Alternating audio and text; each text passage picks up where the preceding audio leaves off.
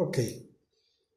Muy bien, hermanos, vamos a tratar, ¿sí, hermano? Tengo una consulta con respecto al texto de Receptus. Ajá.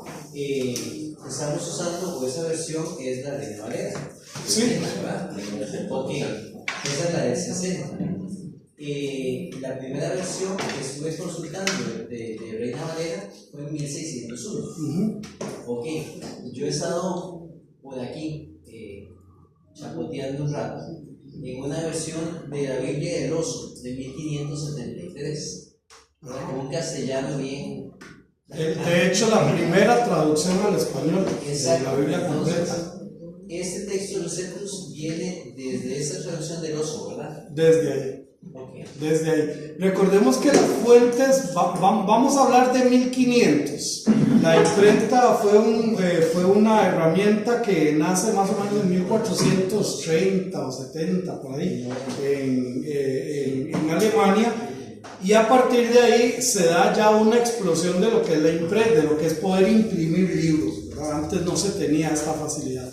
Cuando en 1500 y resto se logra imprimir la primera Biblia en español, porque ya antes se había logrado hacer, que Dios me los bendiga, hermano Daniel, que Dios me los bendiga, se había podido hacer en alemán, se había podido hacer en otros idiomas, pero al español es la famosa Biblia del Oso. ¿Ok?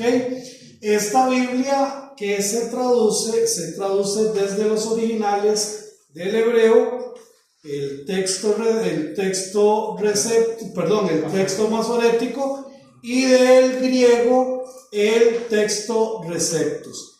¿Cuáles otros materiales habían? Bueno, se tenía la versión de los 70 en griego completa, se tenía la Vulgata Latina en latín, por ejemplo, que muchos agarraron la Vulgata Latina y simplemente la tradujeron a diferentes idiomas, pero el trabajo de Casiodoro Reina fue ir a los originales.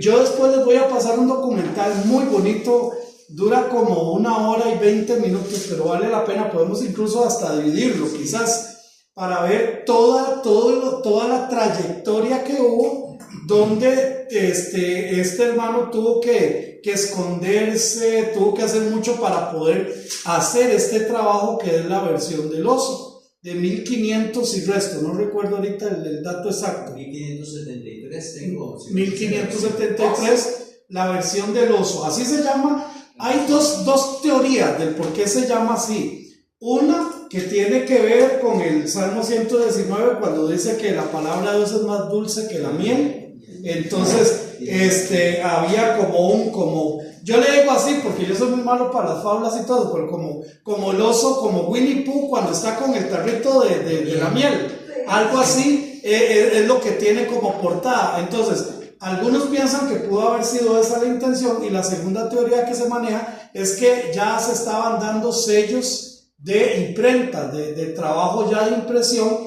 y que se estaba haciendo ya con un sello exclusivo de una casa editorial como ahorita. Entonces, pero realmente no se tiene con certeza por qué había un osito con un tarrito de miel en la portada de la Biblia, y por eso se le conoce como la Biblia de el Oso. Entonces, Varela hace esta traducción y Casiodoro hace la revisión, por decirlo de alguna manera, y por eso se llama ahorita la Biblia Reina Valera, porque es un esfuerzo de los dos. Pero lo interesante es que los dos fueron a las fuentes originales del hebreo y del griego. En ese tiempo que se tenía era el texto Receptus, o el texto recibido, que era el material que se tenía. Esta fue la primera traducción en español. Al español de la Biblia completa. Recordemos que tenemos que entender esto. Antes un hermano Juan había hecho la traducción del Nuevo Testamento, pero de la Biblia completa, así de tapa a tapa toda la Biblia, es la famosa versión del Oso. Incluso en internet anda por ahí hasta la portada de esta versión. Ok, hermanos, muy bien. Como ustedes mismos fueron testigos de las diferencias desde diferentes Biblias, todas que tienen que ver con la crítica textual. Hubieron diferencias muy puntuales, pero también diferencias, perdón, diferencias muy marcadas en cuanto a la, perdón, hoy estaba hablando mucho. Y eso que no llamé a mi esposa, si no hubiera hablado más. Ok, diferencias muy marcadas teológicamente, muy pesadas. Que cualquiera puede decir, pero ¿qué importa? No, sí importa. Sí importa porque los niños van para grandes. Y este estudio que tenemos hoy, hermanos, este estudio que estamos nosotros teniendo hoy, muchos en la vida cristiana nunca lo han tenido. Y entonces ven el lenguaje actual, entonces ven NBI, y entonces ven siglo XXI, y entonces ven lenguaje contemporáneo, o sea, que son esfuerzos buenos, repito, no son malos esfuerzos, pero al tratar de bajar tanto el concepto idiomático para que la gente pueda entender, se han perdido aspectos muy, pero muy importantes. Entonces, esa es la intención de este estudio. Ahora, ¿de dónde entonces sale? ¿Cuál es la fuente de la crítica textual? Porque, como yo les dije y como ya lo hemos visto, la crítica textual agarra todo lo que encuentran y a partir de ahí empiezan a hacer su trabajo tomando en cuenta absolutamente todo. Entonces vamos a ver precisamente entonces ahora dos participantes sumamente importantes en esto que estamos viendo. Sí, mi hermana. ¿Puede devolverse un toquecito al anterior? Ajá. Es que vieras que yo intenté buscar en Mateo 11:26, pero... Marcos. Marcos 11:26. Ay, Recuerden que cuando aquí dice M-A-R es Marco, cuando dice M-A-T es Mateo. Y más bien disculpen por dejarlo así, porque yo normalmente los pongo así. Marcos, ¿lo ven? Sí, no había pero visto sí, Marcos. es Marcos. No sé si... No, está bien, hermanita. Sí, con razón, es que yo vi Mateo, no sé por qué. Tranquila. No, fue mi error porque no debía haberlo dejado con la abreviatura. Muy bien. Veamos entonces la diferencia de un texto y el otro. Las traducciones basadas en el texto crítico son peligrosas y parten de un apoyo textual deficitario. Esta es la opinión de eruditos de la época. O sea, no de nuestra época, sino de la época de más auge de la crítica textual. Y aquí hay unos nombres, yo con costos me la juego con el español, así que me van a ayudar con eso. En los prólogos de estas Biblias aseguran ser versión Nestlé. Esto oculta que es el texto de Weinstock, no sé si lo dije bien, y Hort. Ok. Estos dos hombres son los principales críticos textuales del siglo XXI. Creían que la Biblia fue corrompida en el siglo IV. Esta era la posición de estos dos hombres, Weinstock y Hort. Ok. Ellos creían que para el año 400 la Biblia había sido corrompida. O sea, 400 años después de Cristo, cuando ya existían varias traducciones, cuando ya estaba el texto Receptus totalmente seguro y totalmente aceptado, ellos decían, no, la Biblia fue alterada, no está bien.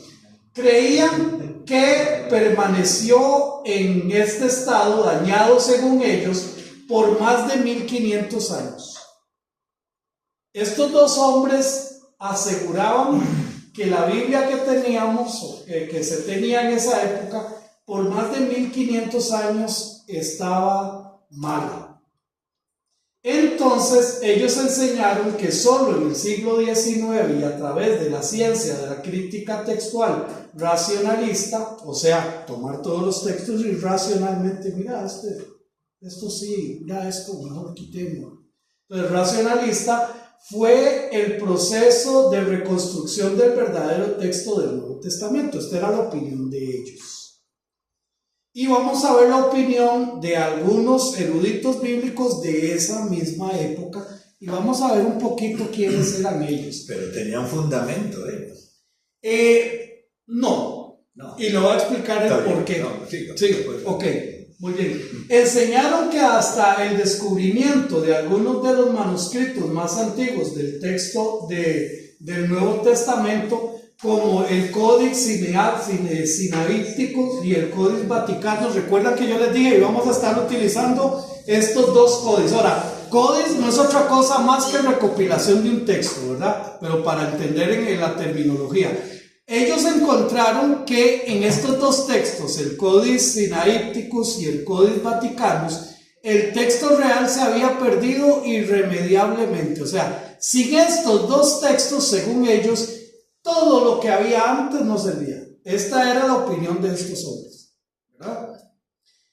Es claro que este tipo de pensamiento riñe por completo con la verdad que Dios ha tenido cuidado de su palabra y que Él se ha encargado de protegerla. Hermanos, nosotros tenemos que entender, si bien es cierto, yo no puedo meter mis manos al fuego y decir que una traducción X, Y o Z es inspirada por Dios, yo nunca voy a hacer eso. Pero sí puedo entender que Dios ha tenido cuidado de su palabra. Cuidado para traducirla en los diferentes idiomas.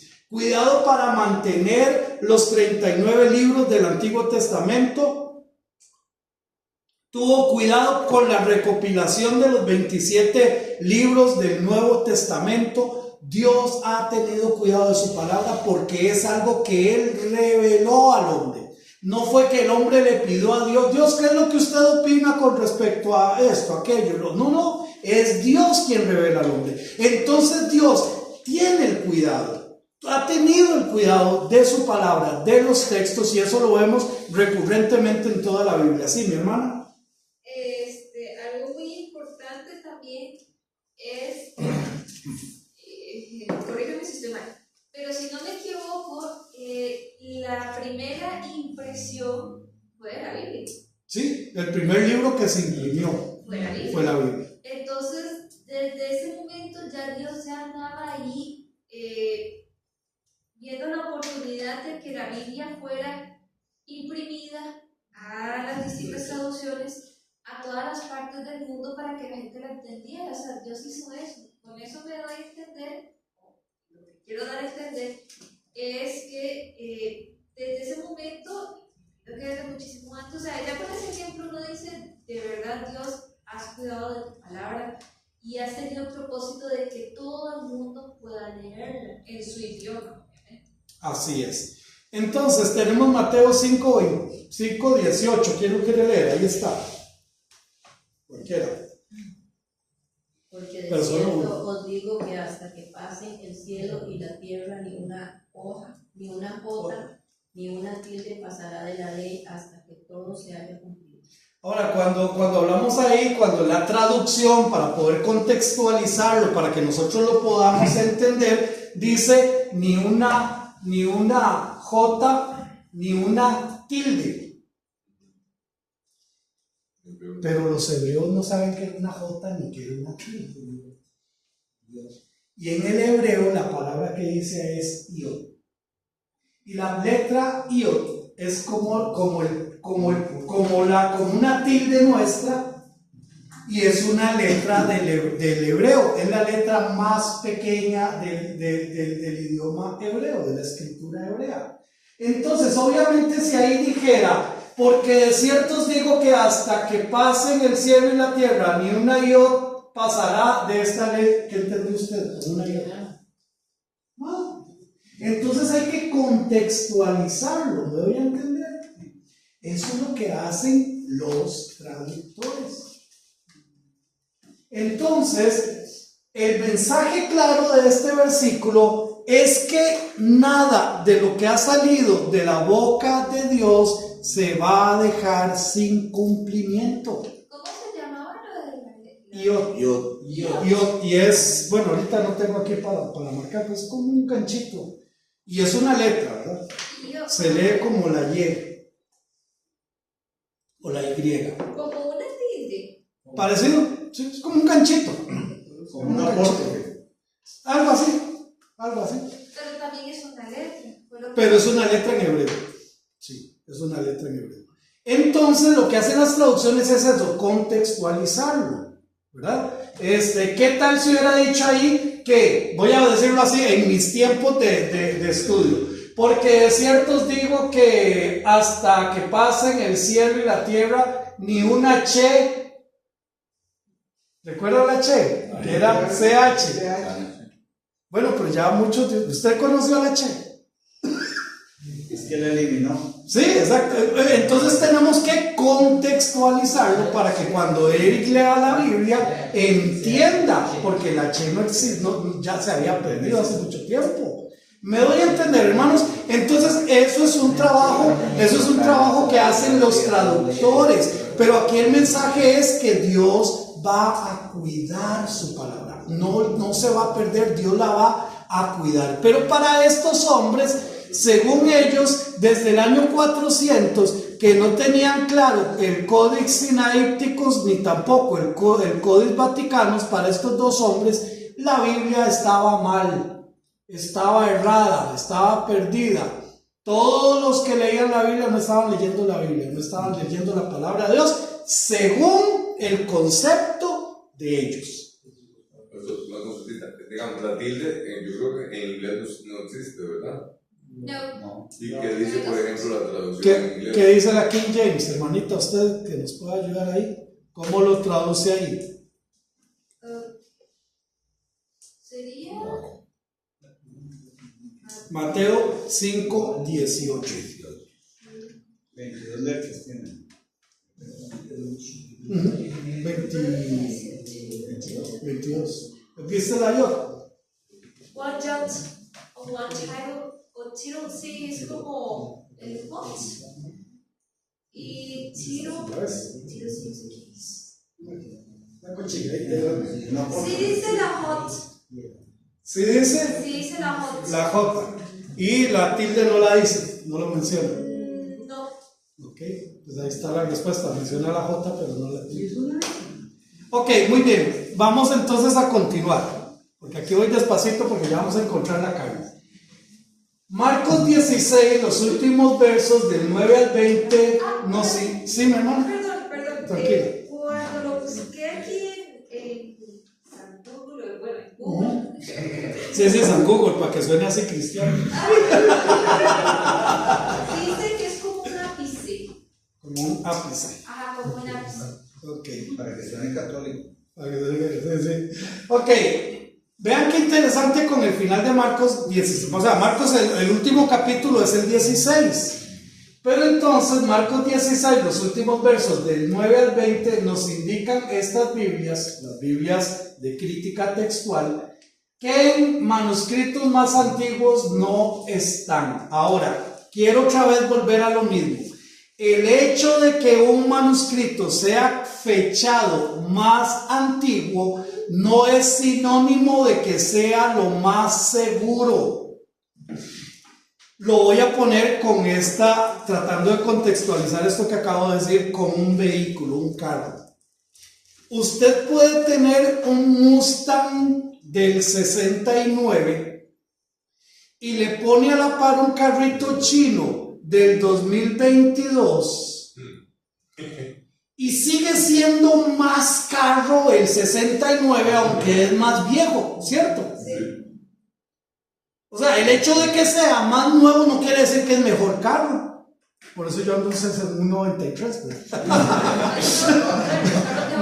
Me doy a entender. Entonces, el hecho de que alguien trae un documento y dice, no ve el documento que yo me encontré, está fechado en el primer siglo, en el año 93 después de Cristo. Eso no lo hace más seguro. No, esa fecha puede estar bien, puede estar mal. Entonces, esta gente tomó esa fecha y dice, ok, vamos a tener este texto y vamos a votar el texto Receptus, porque este está fechado más viejo. ¿Qué es esa conceptualización en cuanto a la palabra de Dios?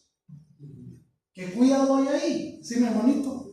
Por aquí estaba preguntándole a la inteligencia artificial. Con la que compito yo, Sí, porque además, ustedes están ahí, ¿verdad?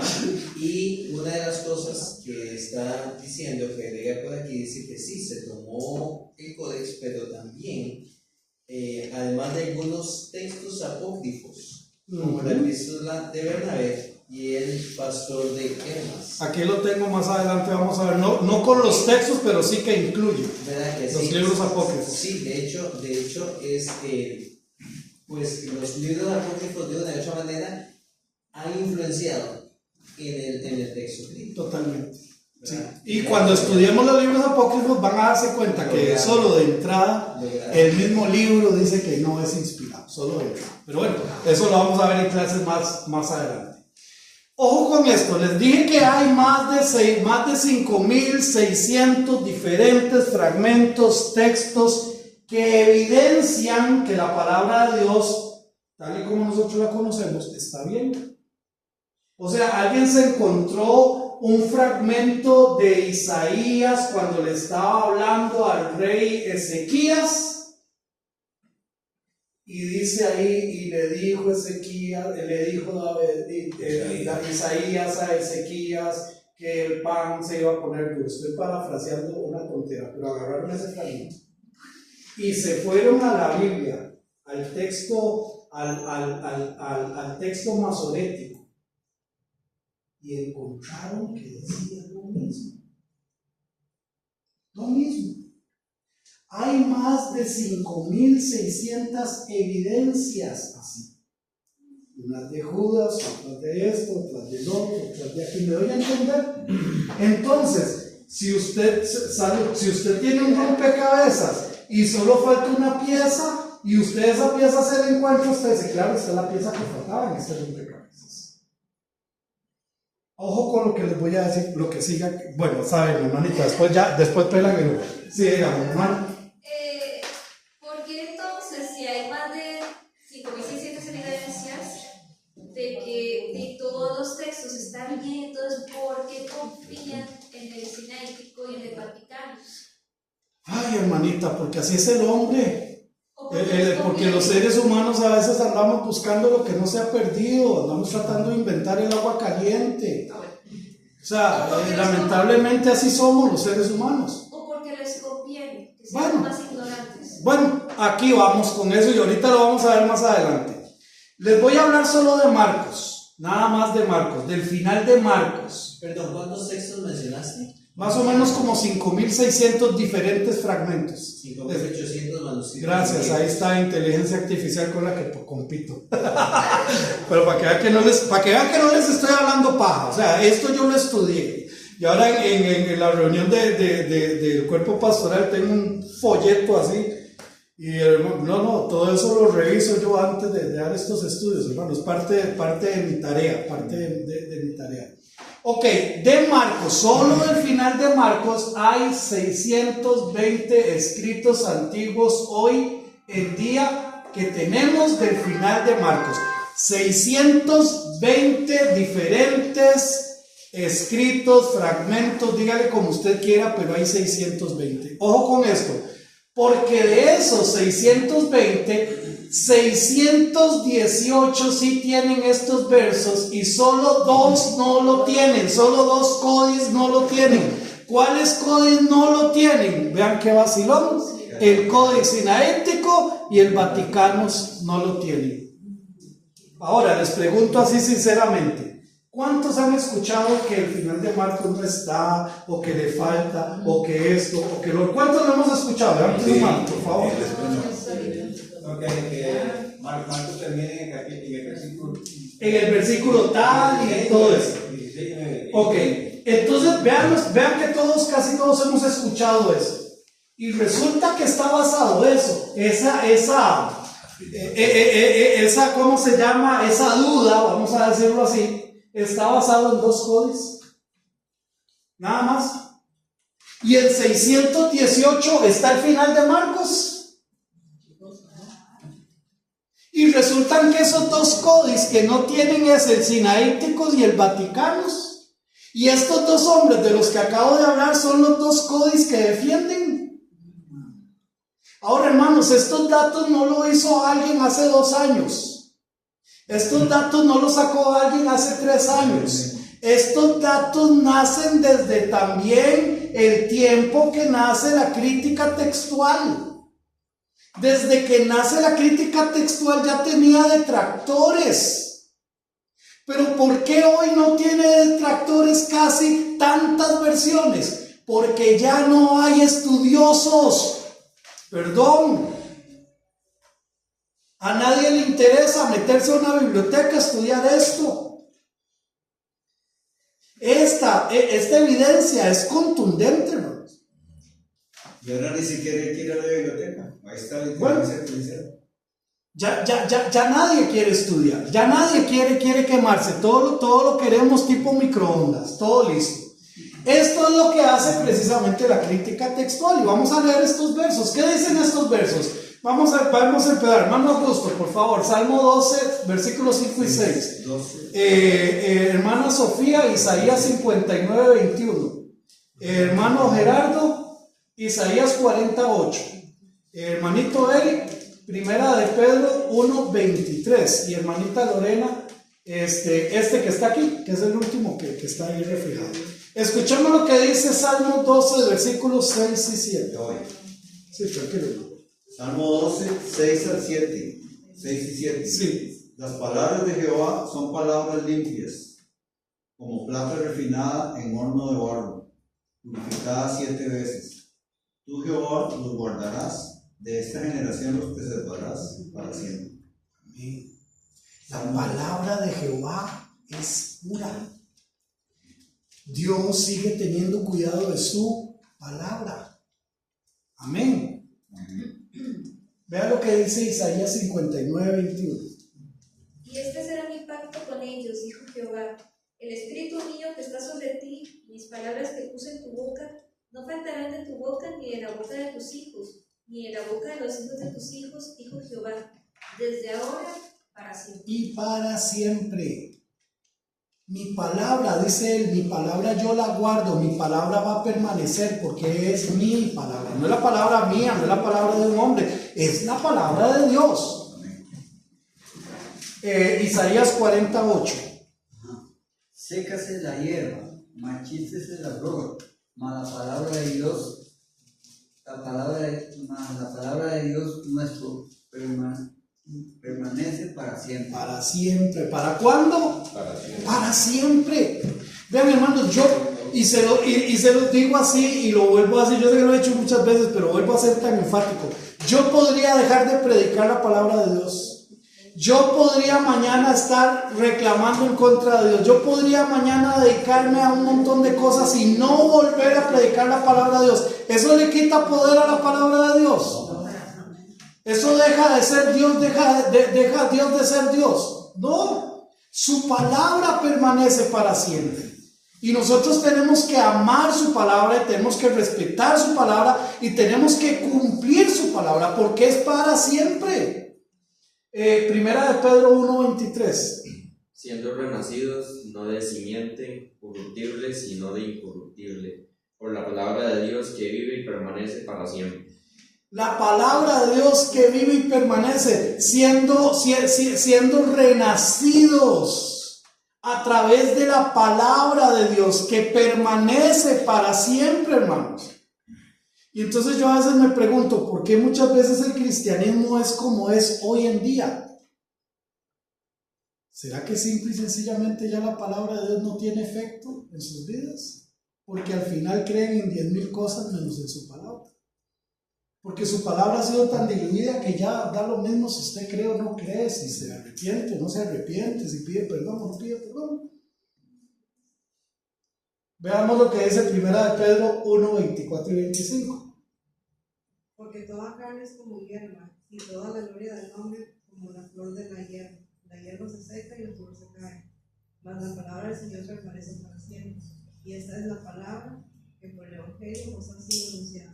Es la palabra de Dios, permanece para siempre. ¿Y cuál es la palabra? La del Evangelio, la que nos ha sido anunciado a nosotros. Esta es la palabra de Dios que permanece para siempre. Y es la que yo debo conocer.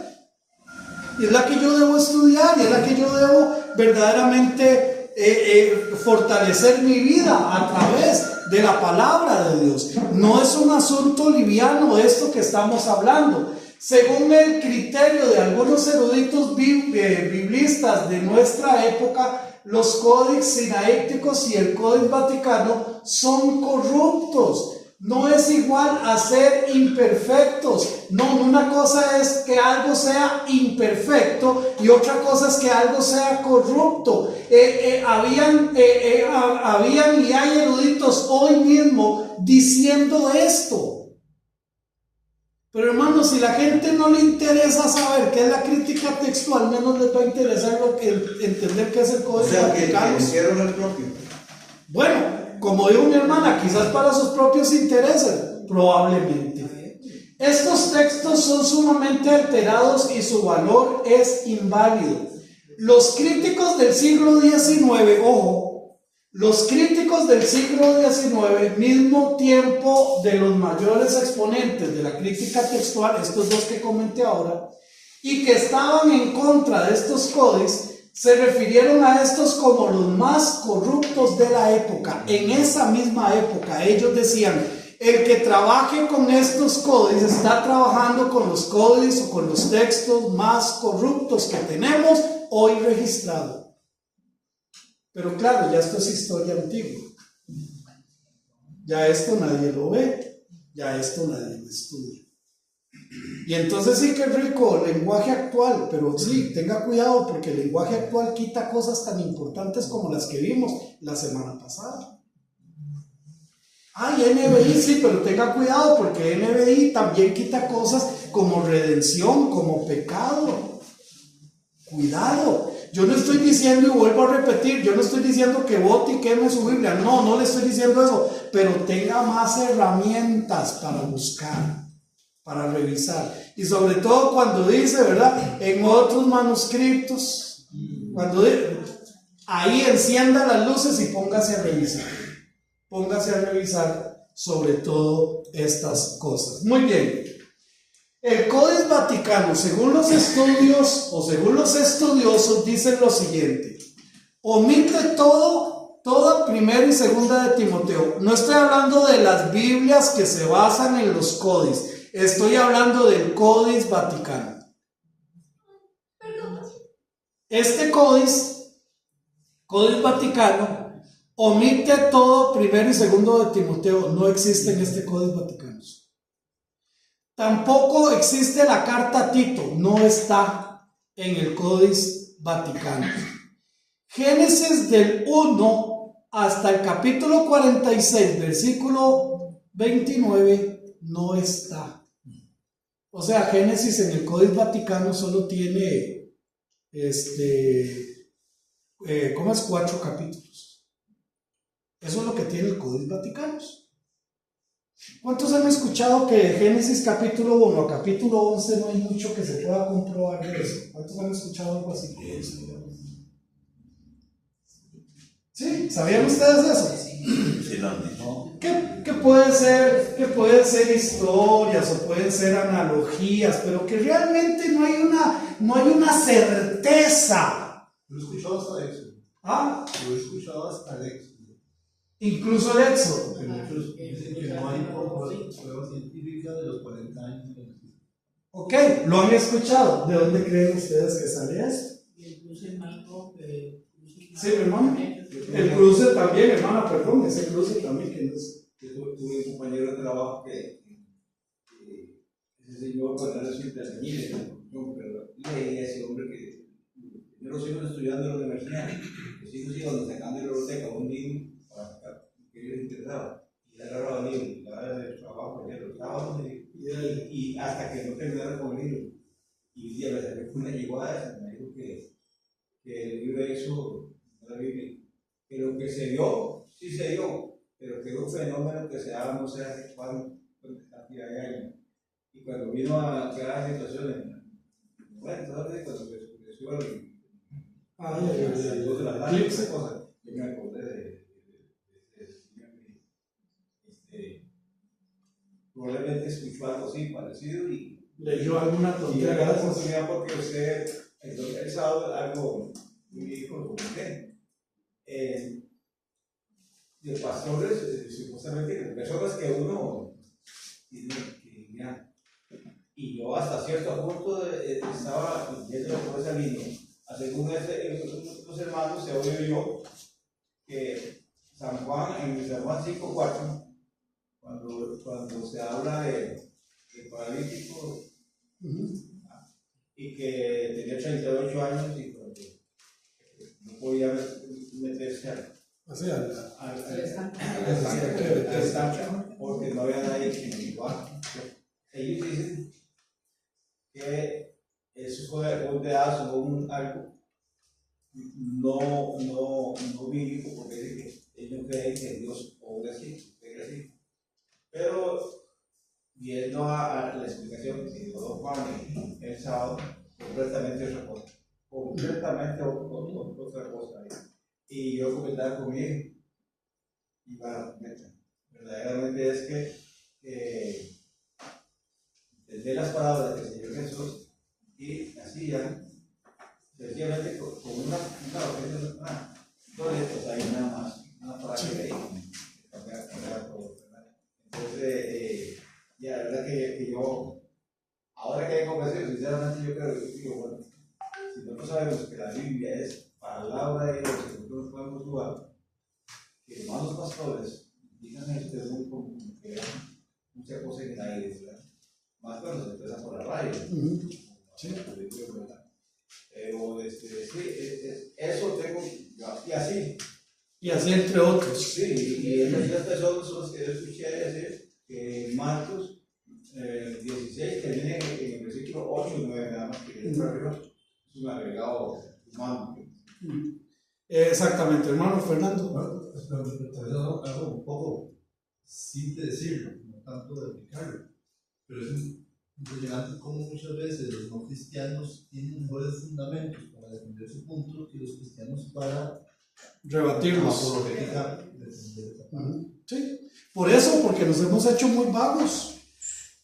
Perdón, venimos el domingo a ver qué enseñó el pastor y eso que enseñó eso fue lo que me lleve para toda la semana. Y le vaya bien si el martes todas se acuerdan de algo, ¿verdad?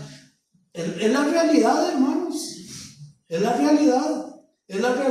Entonces, hermanos, todos eso, sí. Se queda corta la inteligencia artificial ahí. Se queda corto. Ok. Ahora, algo importante, hermanos. Recuerden, la palabra, ahora ya nadie le pueden decir, es que si usted lee la Biblia se hace tonto. No, ya nadie le cree eso. Se hace tonto por leer un texto.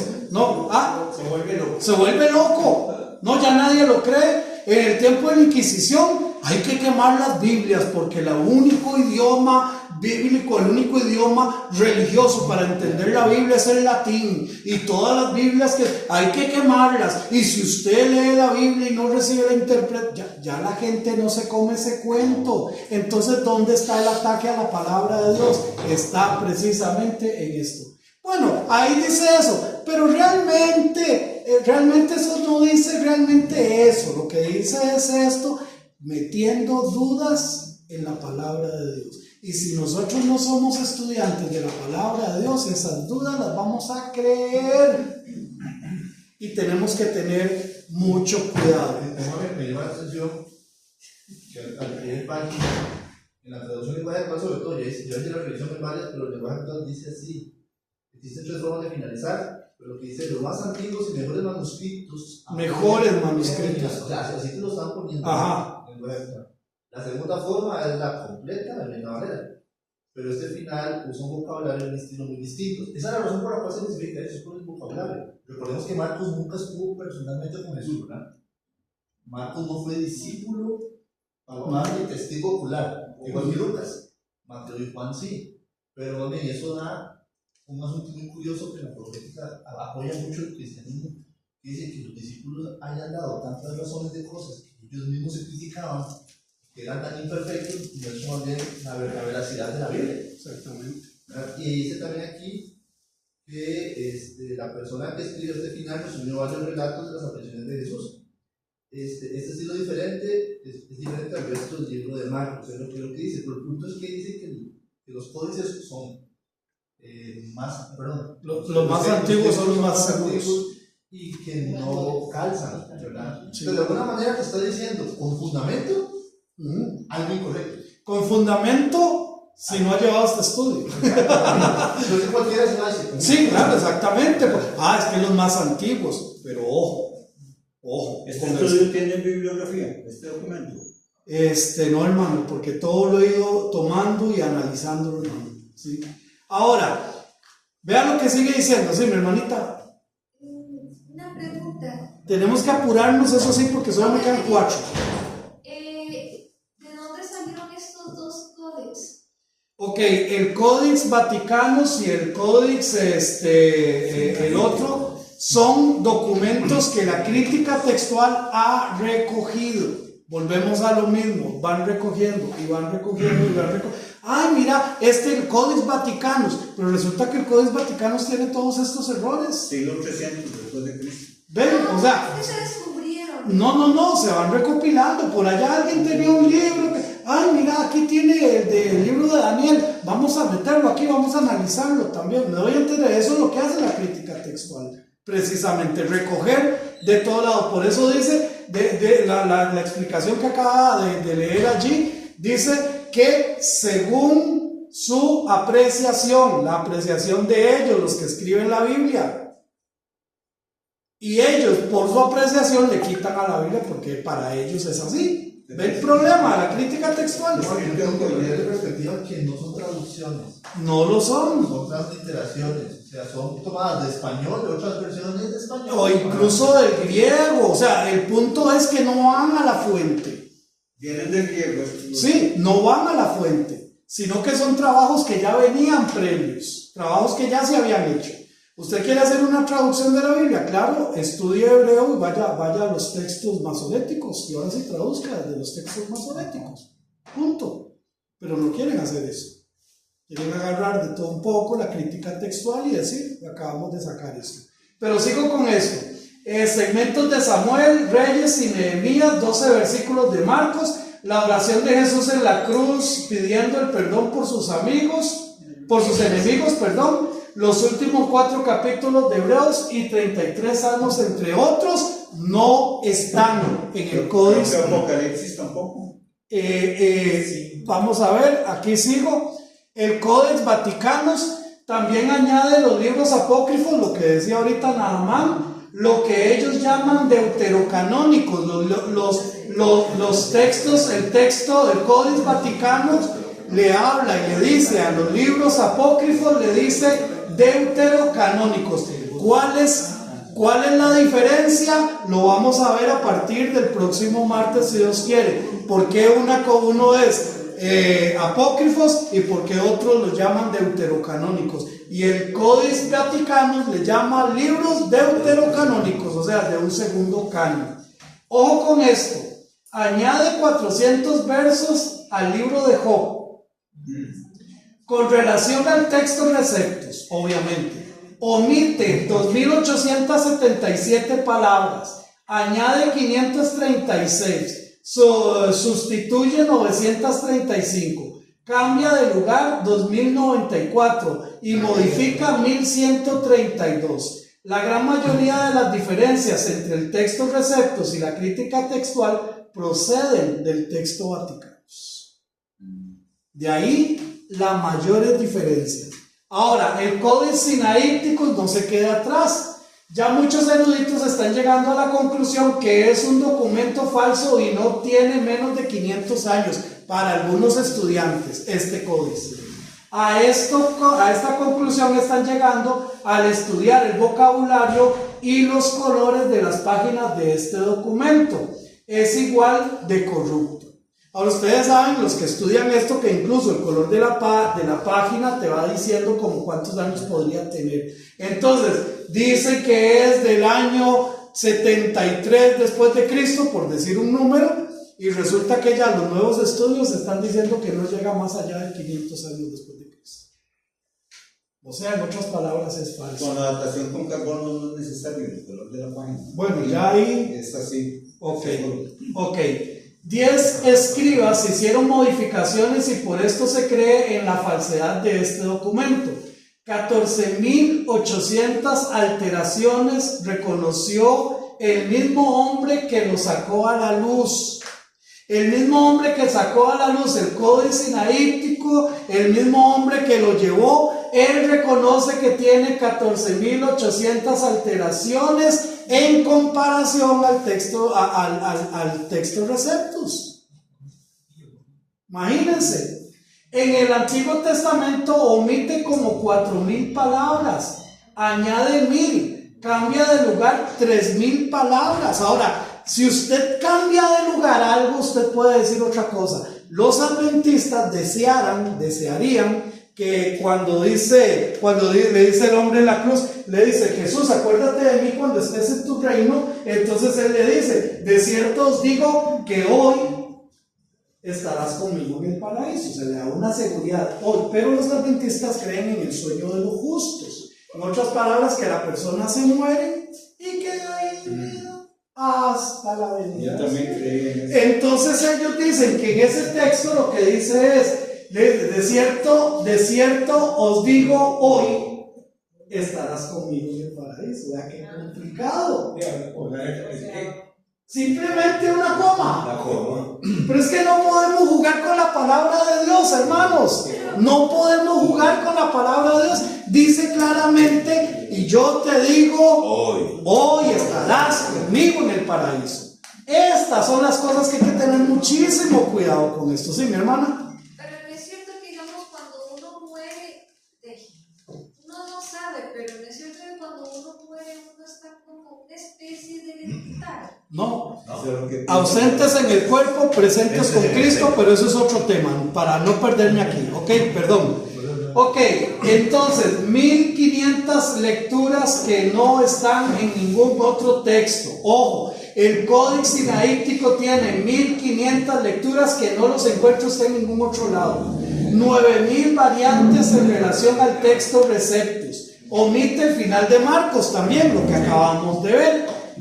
Falta el final del Evangelio de Juan. Faltan palabras en diversos pasajes de los evangelios. Primera de Juan capítulo 5 y 7 y los otros textos que se omiten ya vistos anteriormente, lo que vimos nosotros las clases anteriores. Incluye también los libros apócrifos. Otra vez, en textos sinaíticos también los incluye, diciendo que son textos receptus. Con esto termino.